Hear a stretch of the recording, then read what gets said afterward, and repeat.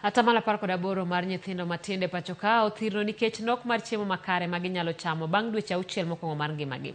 Koloso odiechieng' mogik mar romo mar timo nonro mar KEMRI, National Coordinator mar Scaling Up Nutrition, Laktar Edgar Okoth, wacho ni thoth nyithindogo gin mago modak kuonde ma yuto ji ni piny ma ok yud chiemo makare, to moko kuomgi bende chamo chiemo molil manyalo kelonegi tuoche mang'eny.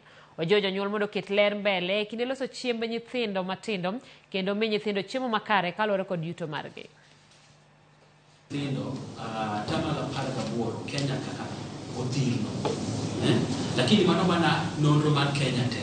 Koro complementary feeding koko time yo maler kanyo koro bed gi shida mang'eny. Koro nyathi koro bed matuo, nyathi koro ok nyal dongo kaka dwarore. Koro iwinjo nyathi koro thirno. Ok ochuno nyaka ibed gi yuto mang'eny. Nego ka mondo mitim gimoro gi complementary feeding maber. Inyalo timo complementary feeding kolingana gi yuto mari. Joma yuto gi piny, joma yuto gi malo, joma yuto gi nyiriere, pod nyalo timo complementary feeding e yo mochanore kendo